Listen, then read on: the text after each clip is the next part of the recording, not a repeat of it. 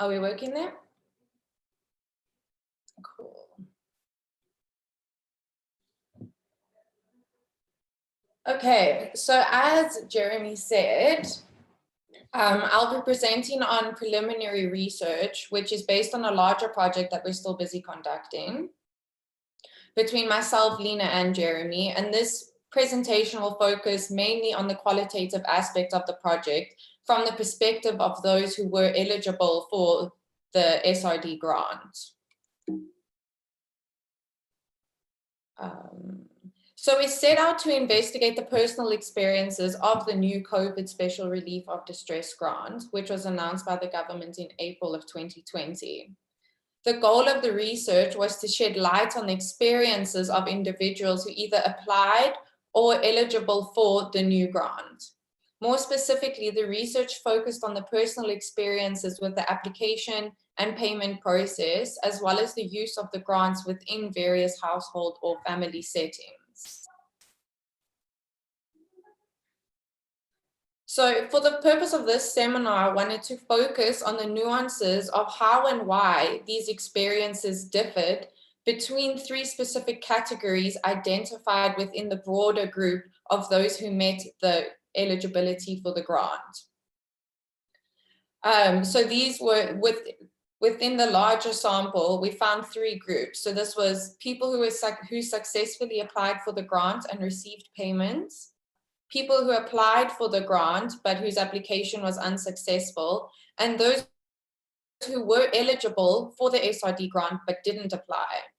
As you'll come to see through the presentation, although all the participants met the eligibility criteria, various factors come into play which contribute to this categorization and therefore either end up benefiting or disadvantaging those within the larger target population.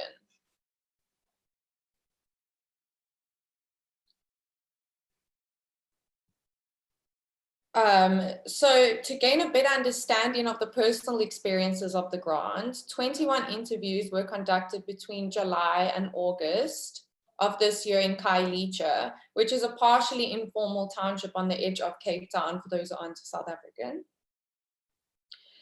So those who met the eligibility criteria for the grant were recruited with the help of a research assistant.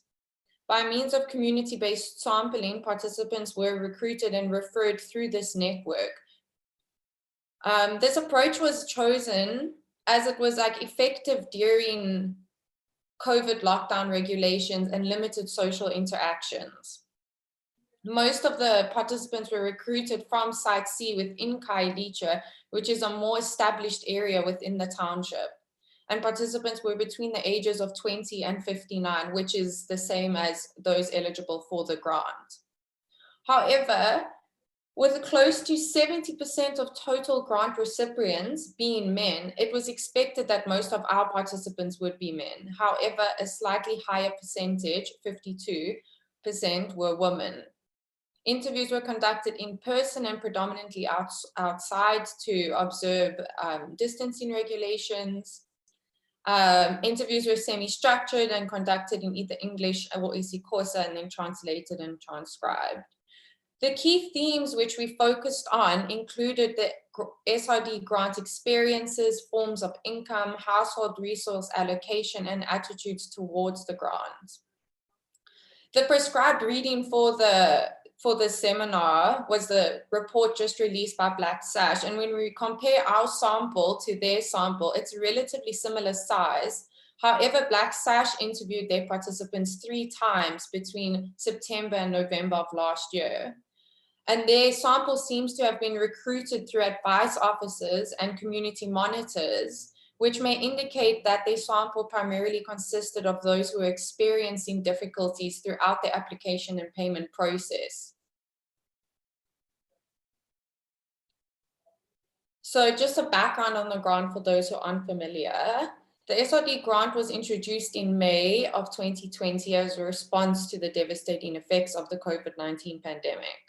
The grant has been extended a further 3 times with anticipation of the final payments being made in March of next year. The grant was targeted towards those who are of working age but did not have access to other forms of social assistance or income.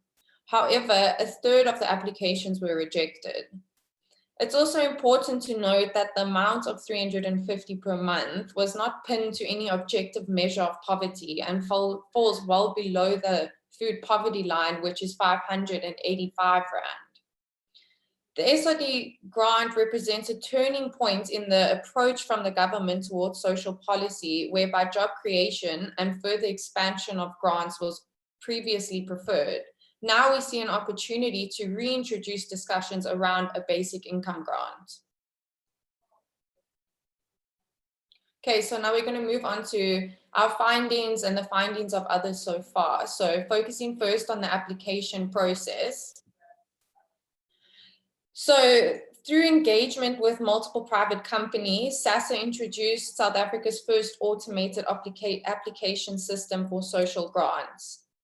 Applications for the new SRD grant applicants could choose between 3 electronic channels to submit their application: a USSD-based system, which was offered by Vodacom, a WhatsApp channel run by GovChat, or a website and a specific email address. Only the USSD-based option was accessible free of charge, while both the WhatsApp and the website required the applicant to have airtime or data or some form of connectivity. So this is data taken from the Black Sash report, which shows the percentage of which platform was used the most. So unsurprisingly for their data, 80% of the overall grant recipients used the USSD number. However, this differs from our sample, as most of our sample engaged through WhatsApp to submit their application.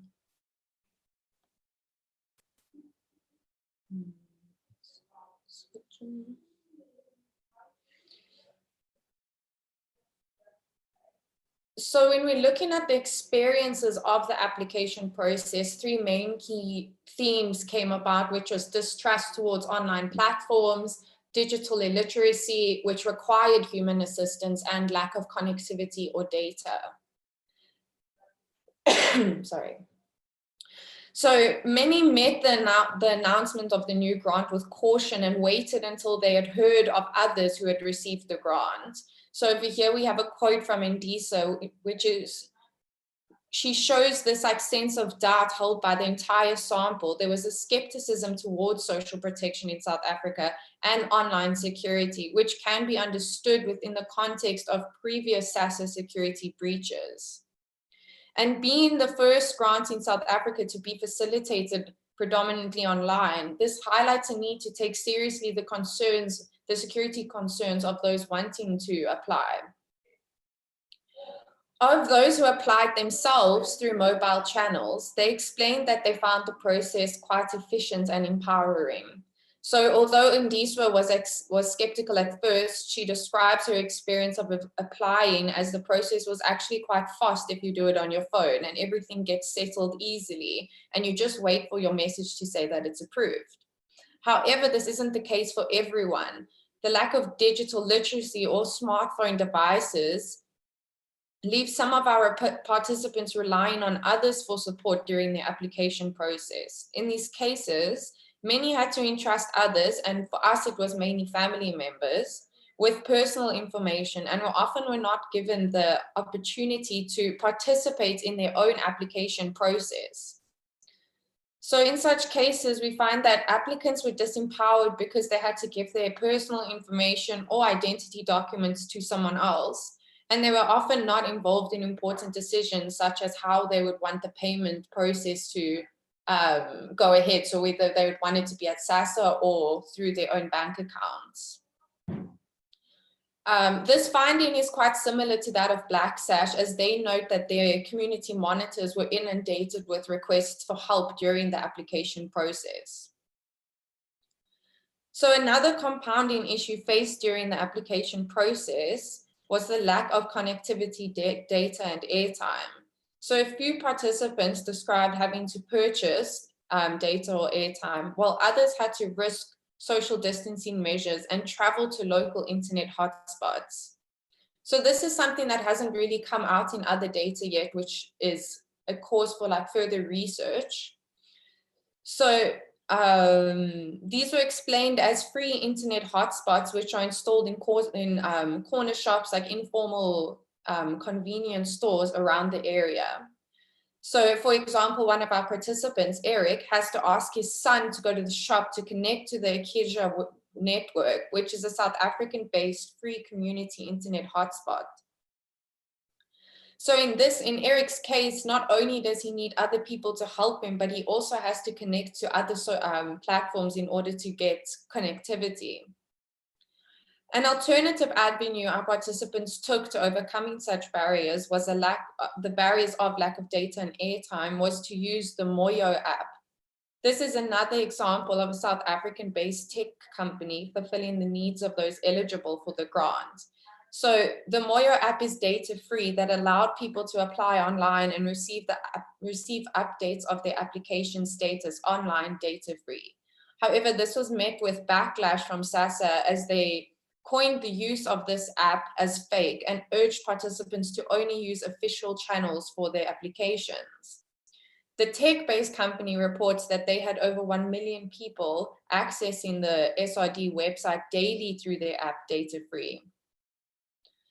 So in trying to overcome digital barriers, our participants have put themselves at risk of either contracting COVID by entering public spaces, sharing personal information with other people, or through the use of unauthorized technological platforms. This highlights compounding social and economic challenges faced by those who are eligible for the grant. But now we come to the case of those who are eligible for the grant, but actually didn't even end up applying. So in instances where people are not able to apply online for themselves or with the help of others, the case of Retabile comes up, where she was living in rural Eastern Cape at the time when the grant was first introduced. She did not have a smart device, nor the ability to use one, or connectivity in her area. So she had to rely on those around her for her application. During the same time, her husband, who was her only form of financial support, had passed away. After months of asking other people to apply for her, she eventually gave up and didn't submit an application. So even though she was eligible, factors such as digital inexperience, lockdown regulations, and loss of family members rendered her incapable of completing the application. And this highlights the exclusionary aspects of the application process occurring during the time of socioeconomic stress.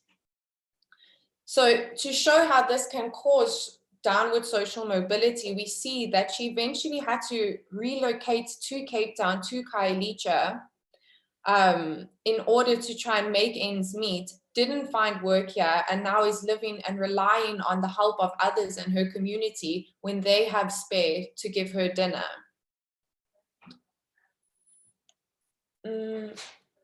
Now we look at application outcomes. So once again, we can see three main key themes coming out here. The main one, which was most interesting to us, was the timeliness of application outcomes. Then we also have outdated and faulty systems and appeals process. So the experience of waiting for and receiving the application outcome for our participants who were able to complete their application varied to a large extent.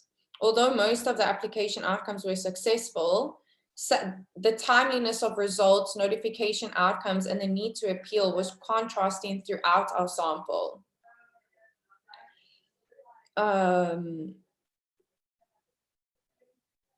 So most of our sample received their application announcements immediately, and these were normally the people who applied at the first round right at the beginning of the announcement of the grant, while others had to wait months or never even got an outcome. So, sorry, I'm losing my place a little here.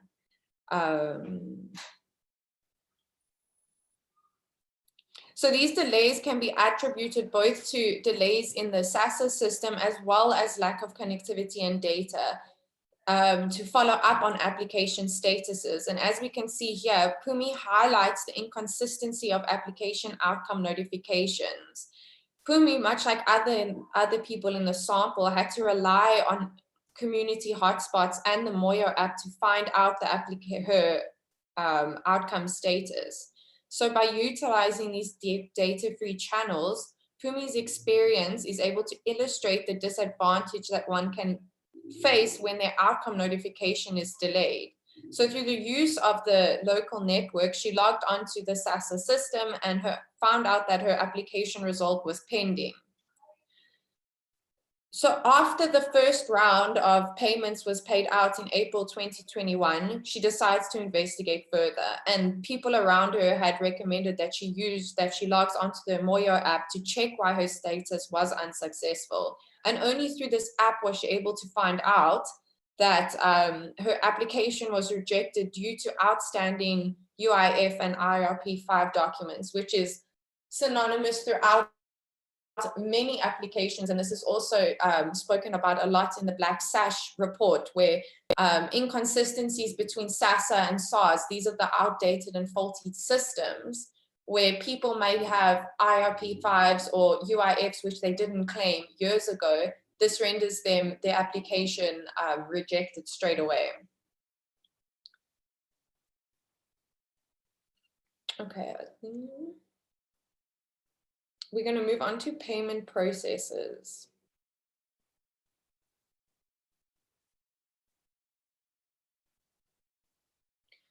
So one of the biggest things that we found when it comes to payment processes is inconsistent and irregular payments. So the two quotes here are people who are completely differing in their experience, where one person was underpaid and one person was overpaid.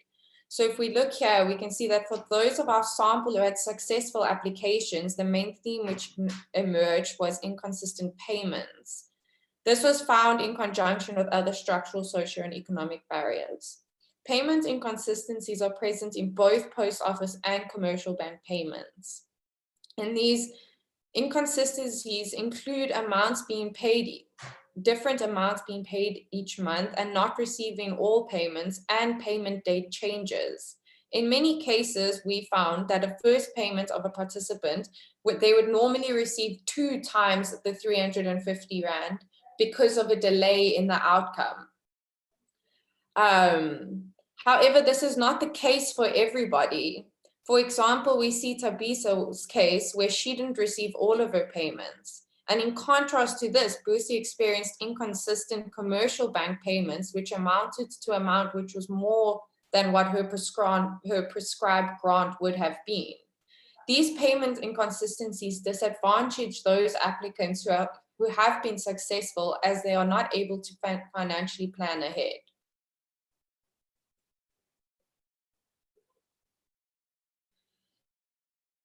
So another experience that we found, which has been widely spoken about already, is structural problems, and this mainly relates to post office payments. So if you look at the case of David's case is very unique in that he was both in the Eastern Cape and in Cape Town during grant payout. So we're able to clearly see the difference between rural and urban payment structures.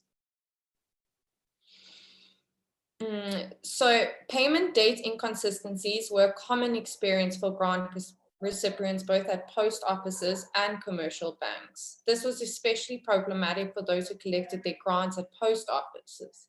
David's experience allows us to understand the nuances of payment inconsistencies and other compounding social economic problems, which impacts people whether they're in the metropole or if they're in rural areas. So when David first received his grant, he was living in rural Eastern Cape, and then afterwards had relocated to Khayelitsha.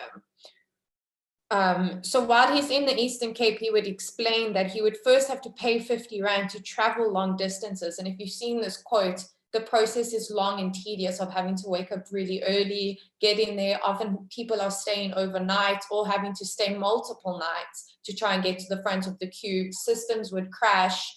The post office would run out of money. And this has been something that has been reported widely through Black Sash and just normal news channels. But then he speaks up to say that following up, once he had moved to the Western Cape province, he says that there wasn't a car that he would have to pay. He could walk to the post office and he would be able to get the exact 350 Rand, and then he would come home with that exact amount. He also speaks about how it would be easy to buy the basic necessities with this money because there wasn't further money needed to travel to shops after being at the post office. These various inconsistencies and other social, economic, and barriers place SRD recipients at further risk of poverty and hunger, exposure to COVID-19, and downward social mobility. Not only do these risk factors impact on the individual grant recipient, but they also impact on families and households. So now I'm going to just go briefly and speak about grants, households, and family settings. So most of our participants were employed within the informal sector, whether it be informal baking. Many people were painters or day laborers on construction sites. Many of the women in our participants were also domestic workers. And I'm just going to highlight one case so that you can see the need of this grant in like such a time.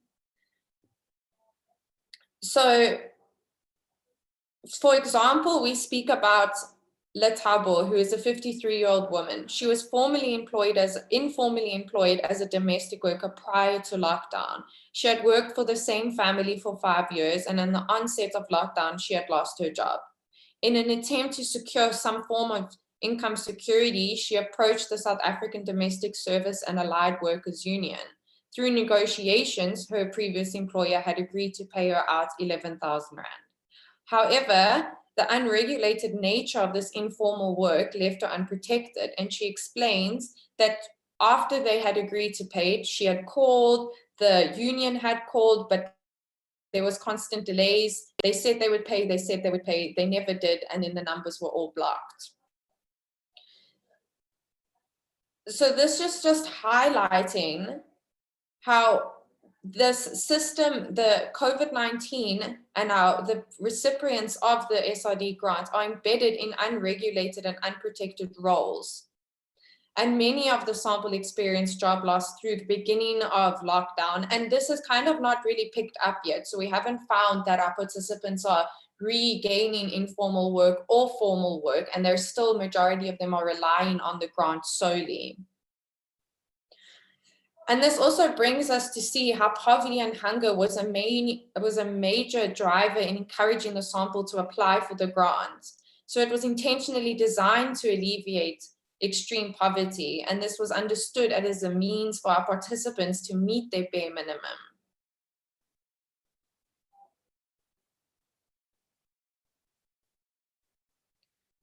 So overall, we can see for our participants that it did contribute to alleviating extreme poverty within the household and family settings. The common experience of grant usage would be put towards immediate household needs such as food, toiletries, and electricity. Many of the households within our sample were receiving multiple grants, and grant money would often flow between extended urban and rural family and household settings. However, there were a few cases where the grant was able to enhance the future prospects of young people's lives. So, for example, Andiswa was able to prepare for college and future job opportunities by purchasing professional clothing, while another 21-year-old man was able to move out of his parents' home and buy a shack for himself. These cases allow us to understand the importance of the SRD grant during times of extended national lockdowns, expanded unemployment rates, and compounding socioeconomic circumstances. However, we also need to be reminded that this amount was not linked to an objective measure of poverty and still is not enough to meet the needs. So we also wanted to investigate the attitudes towards the SRD grant, because previous literature has shown that there has been a negative connotation towards a basic income grant. And we found throughout our sample that overall attitudes towards the grant were very positive. However, this was always spoken with the tone of participants noting the decline in employment opportunities they face. So many participants would say the grant is amazing, but their preference would still be towards secured employment instead of grants. Within the specific argument, many would mention the high rates of youth unemployment. Parallel to the preference towards secure employment was the mention of the SRD grant not being enough to meet the basic needs of individuals and households. Within these discussions as well, there would be murmurations of other people using the grant for stuff that is not very beneficial. For example, young kids over there would be using it for alcohol, but there was never a discussion of our own participants admitting or speaking about,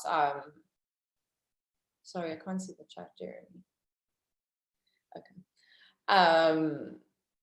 So there was never admittance of anyone within our sample using the grant for alcohol or drugs or anything like that, but there was discussions of those over there who did, which I think is important to bring in, as that's often the discussions that goes around with the hesitance towards a basic income grant. So in conclusion, we can see that although the grant positively contributed to the daily needs of our recipients, the grant was insufficient to completely alleviate the multiple hardships that individuals and households are encountering on a day-to-day basis within the context of the pandemic. These multiple hardships for our participants include unprotected informal employment, extended lockdown measures, lack of means to upward social mobility, such as digital literacy and connectivity. And these are all combined with pre-existing structural and social barriers.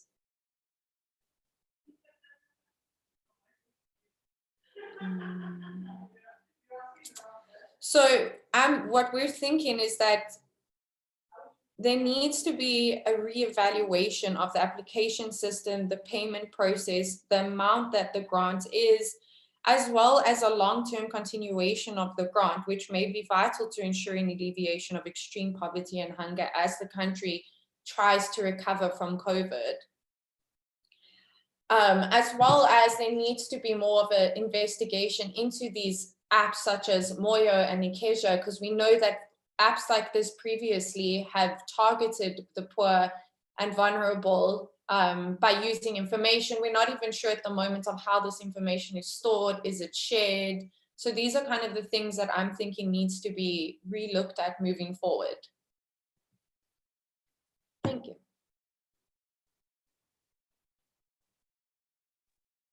Thank you very much, Vayda. I think that we should note a couple of things, Vayda. I mean, the first is that this research that you did with Tabani. Hello, Tabani. Yeah, Tabani's here as well. This was research that you and Tabani did for a project with me and with Lena, and this is really a sort of a preliminary stepping stone for your own PhD research, yes, which is still in the future. Vayda has only just registered this year. So we have several questions already posed. Alona in the chat has asked whether you could say anything more around the myths. She says the myths that have emerged around the COVID grant. I'm afraid I'm not exactly sure what she's referring to. Perhaps you do, Vayda? Or Alona. Hello, Alona. Hi, everyone.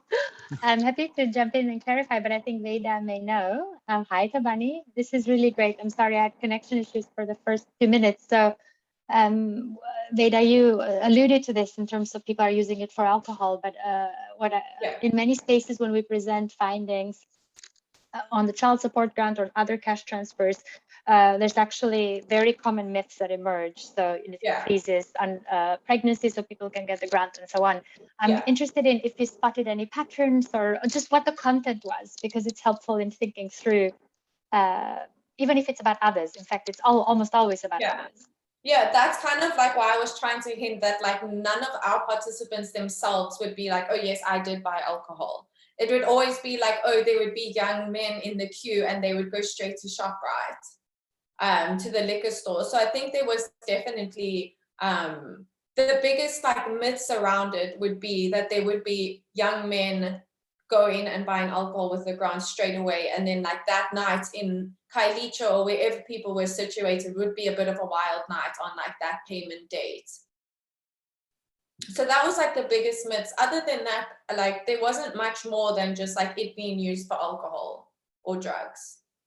But other than that, like I was very surprised to hear about how the grant was way more well received than previous research shows.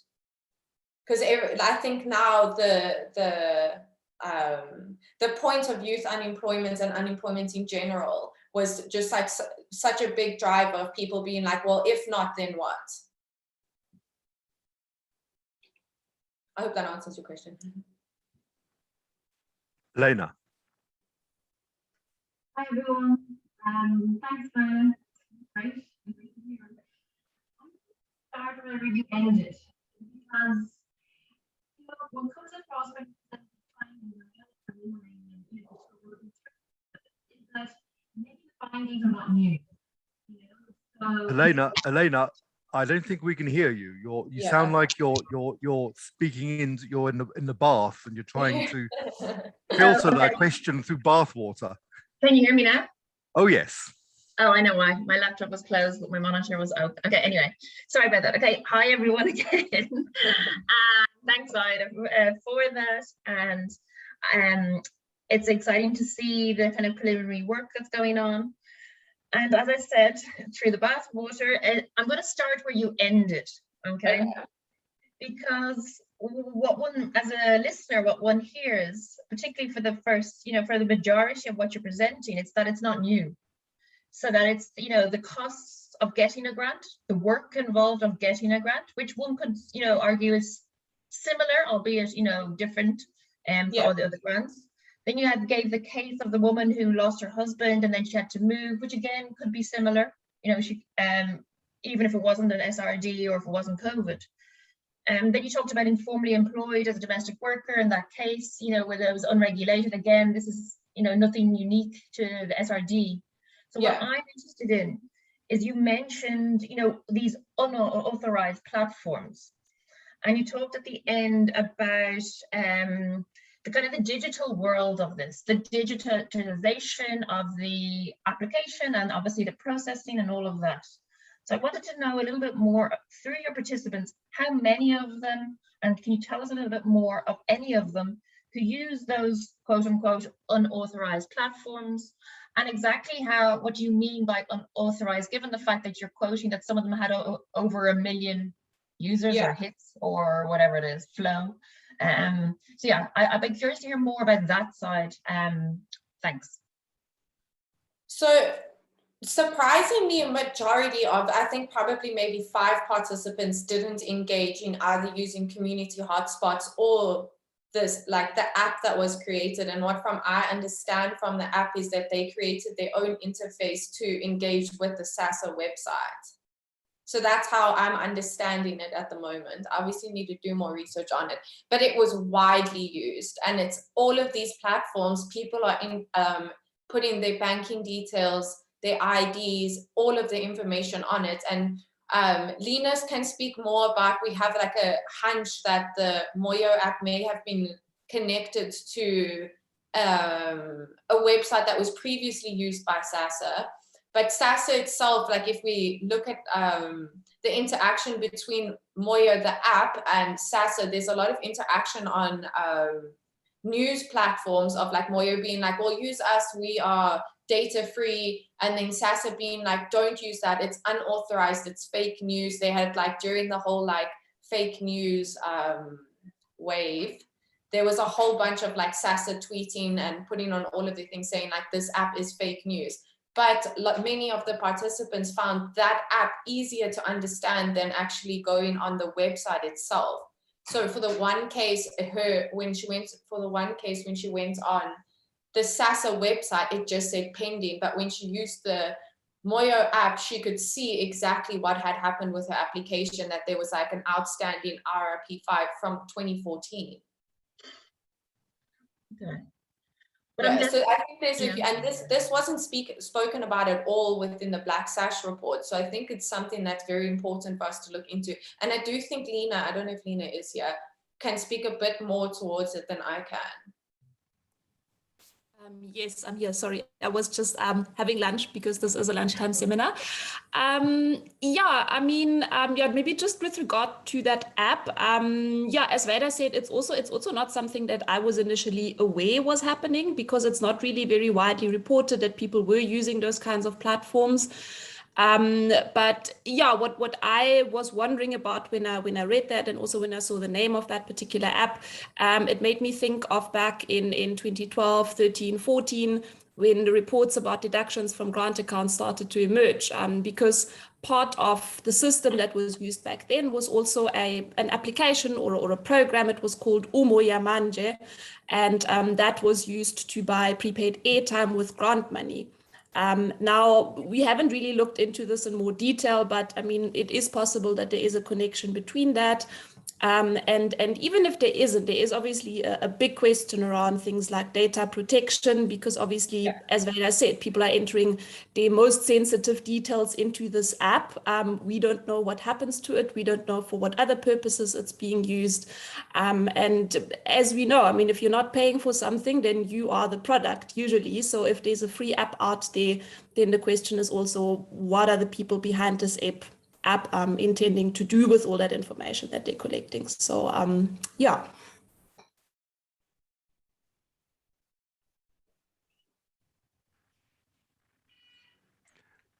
Vayda, so we've got a couple more questions in chat. Yeah. Thank you. So Sean Mavundla has asked, why on earth are people having to reapply now? Do you know? Couldn't the Department of Social Development have asked, or SARS have asked people just to send a message or WhatsApp indicating that they were sort of reapplying, they still need the grant? Why was there a new, do we know why there's a whole new application process for this new third extension?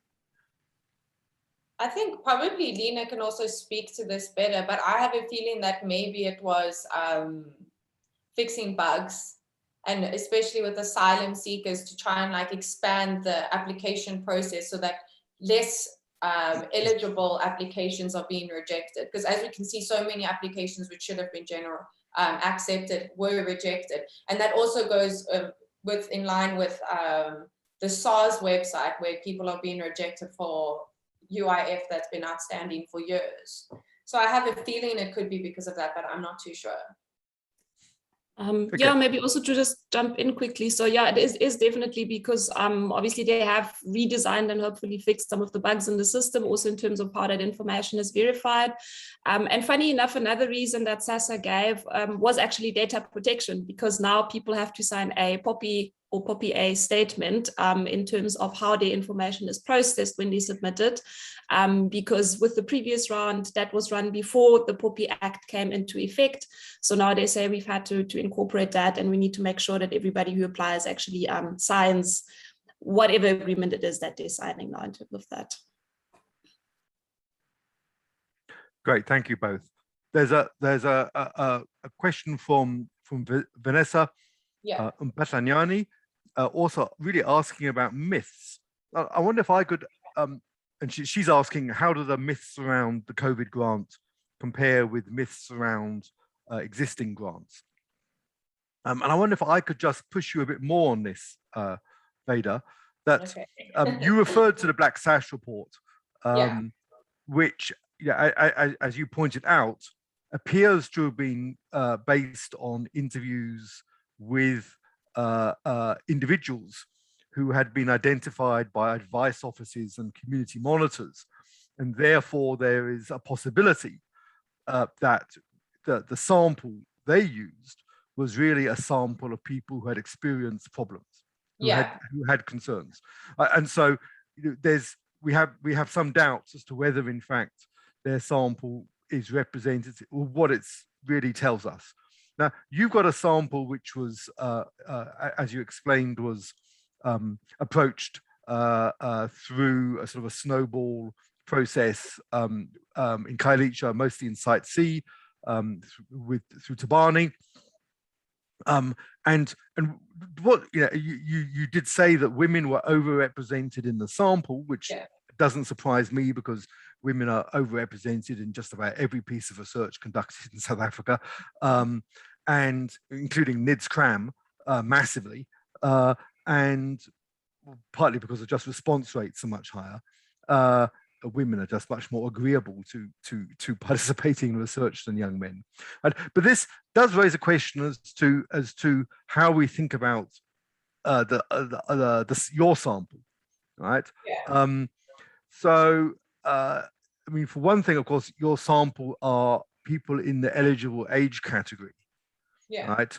And the existing literature on myths around grants or hostility to grants sort of implies that, for example, the strongest hostility to grants to working age adults, women through the CSG or men, comes from more conservative older men and women. Right? Like laziness. Sorry? Like the laziness idea. That exactly, right. But so your sample didn't include elderly patriarchs. Elderly patriarchs could be very hostile to the idea of the COVID grant, and we wouldn't know about it because that's not who you're interviewing. Right? So can you tell us anything more about your sample, right? And also about a bit more about the attitudes which you referred to at the end, and how they compare to what we know about attitudes from other sources. I think the same as with all grants, there's always a hesitancy towards the youth, where it's whether young women are going to fall pregnant to get a grant, or young men don't deserve a grant because they should go out and work. There is those notions of that coming through. But I think what may shift these opinions and perspectives is COVID, and how much the inability to, first of all, find work and the increasing unemployment rate. I definitely saw how it was shifting people's opinions of being like, well, actually, before maybe there was a chance that people were lazy, or maybe they could have found work but were choosing not to. Now it is the case where, well, there is no work, and at certain times we could not work, so this is needed. So I think if anything, I think it will help us change the perspective of being like, okay, well, maybe we should be more open to ideas of these grants. But more often than not, whether it was young people or the older people in the sample speaking, there was a hesitancy towards, well, young people should work, but then it was at the same time paralleled with, but there is no work. So I think that's one thing that could be shifting in this time, because unemployment rates and youth unemployment rates were consistently being, when we speak about the attitudes, that was the biggest thing coming up when you're asking people, well, how do you feel about the grants? Do you think there was anybody who was undeserving on the grant but got it? And the tone changed completely towards, instead of speaking about your attitudes towards grants, it changed towards attitudes towards rising unemployment levels. So I think that's an exciting shift that may happen in the coming years. So we can follow up on this in a moment. Elena's asked again, what are the employment backgrounds of your 20-odd participants? So most of the participants who were younger, so we had a few students who didn't qualify for NSFAS. So that's why they were able to qualify, because I don't know if everyone knows, if you have even applied for NSFAS and were rejected, the likelihood of your application being rejected was very high. So the younger participants were either just doing informal work as laying concrete, bricklayers, cooking, and then some of the people were at technicons. But I think most people had okay, wait, let me just think first. I don't think many people had very long employment track records, whereas some women like didn't meet the disability criteria, but then at the same time didn't meet an old age grant. So these were also people who were also unable to work for different reasons, but weren't able to like fall into like the specific boxes of other grants.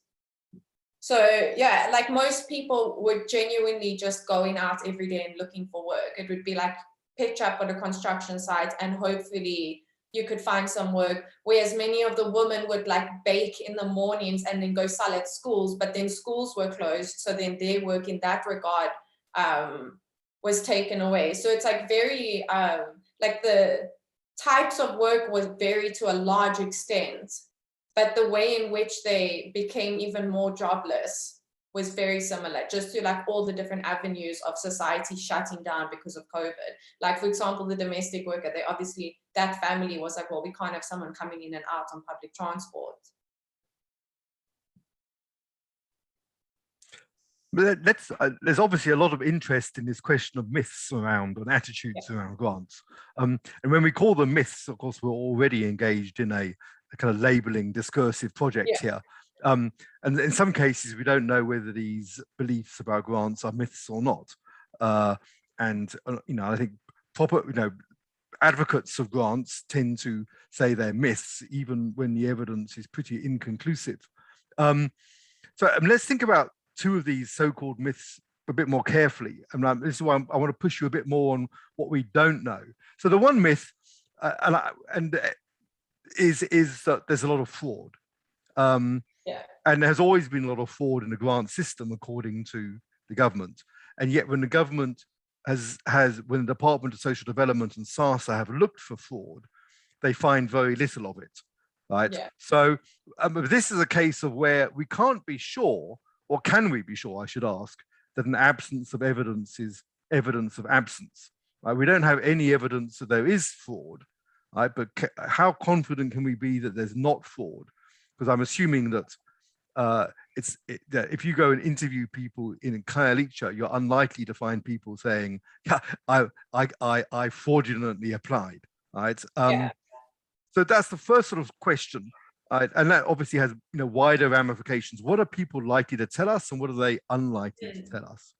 And then the second, which really follows on from a lot of work that you know about, it's been done by students and us in the CSSR over a while, which is around intergenerational conflict, right? Now, around and conflict within households over grants.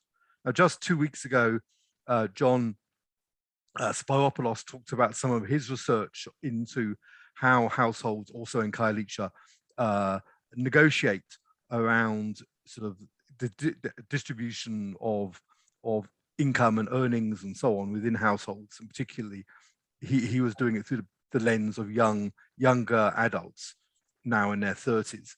And in his small sample of participants, he has cases where individuals have been thrown out of their households because they were not sharing resources in a way that was regarded as fair, right?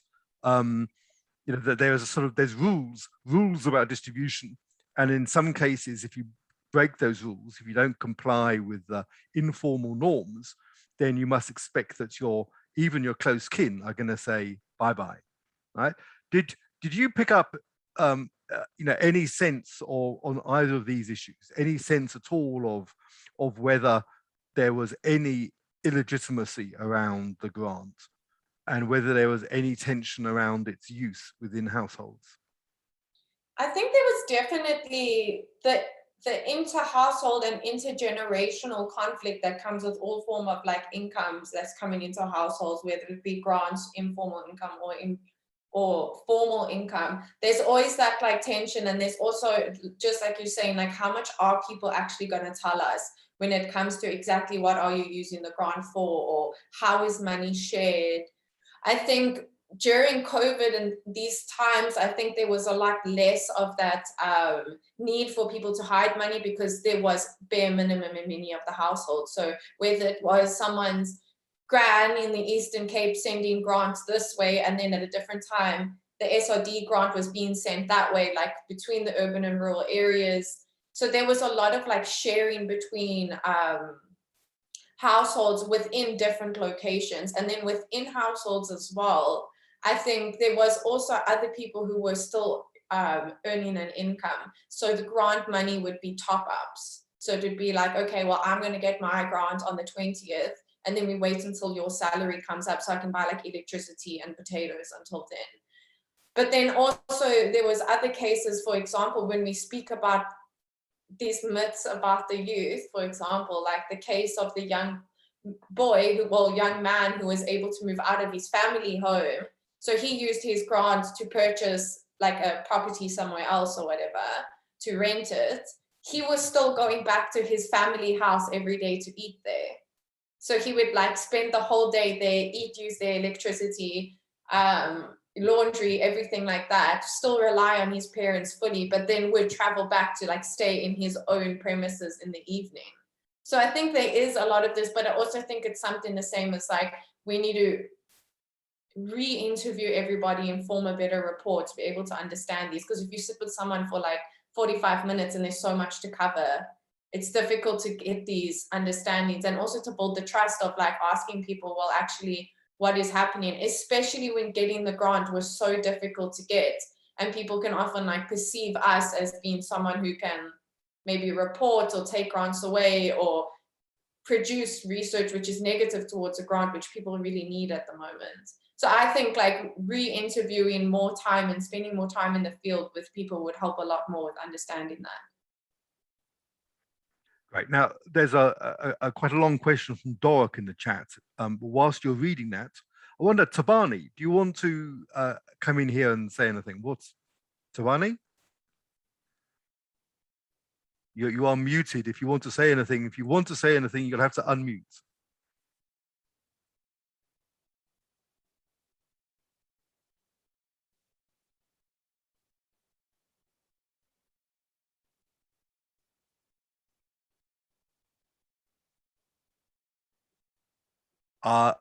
I can't hear you, even though you appear to be unmuted, Tabani.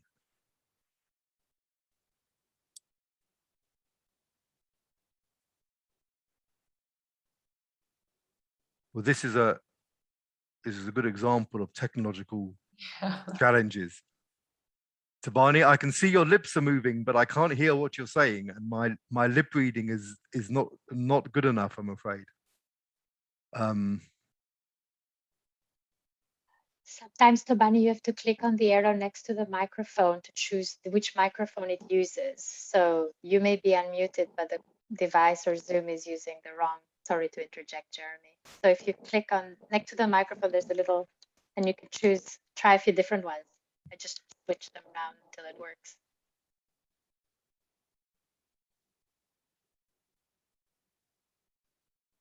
Okay, whilst Tabani is, as soon as we hear Tabani, we're going to come back to you, Tabani. In the meantime, Vayda, do you want to reply to Dork? And I see there's actually, yeah, just to Dork. Okay, there's multiple questions in this question, and I'm not sure if I'm understanding all of them. So I think one of the questions that you're asking is please correct me if I'm not understanding your question correctly, if civil or any religious organizations are using the grant, or are they supplementing it due to the inadequacy of the grant? So from our research, I don't know if... No, just do you hear me? Yes, I can. Yeah, sorry. Just I want to ask, like, because of the inadequacy of the grants, for example, in some cases in my fieldwork, so I'm seeing that like people giving to some part of the dairy grant to one of civic organization or any civil society organization to use them in a joint way, like to provide food for their children, or do you see any kind, do you experience any kind of things in your fieldwork? I'm asking.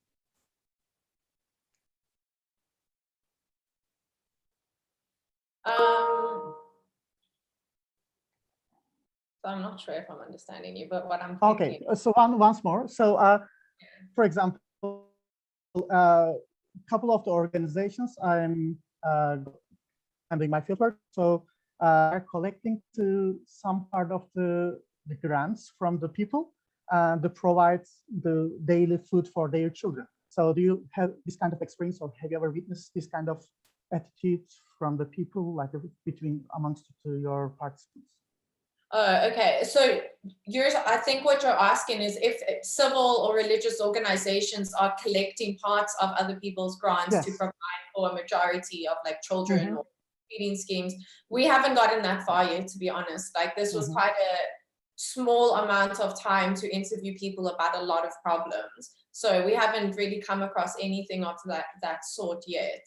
But at the same time, when these grants were introduced, there was multiple feeding schemes already in place by the government. So I think maybe that would mitigate the need for that.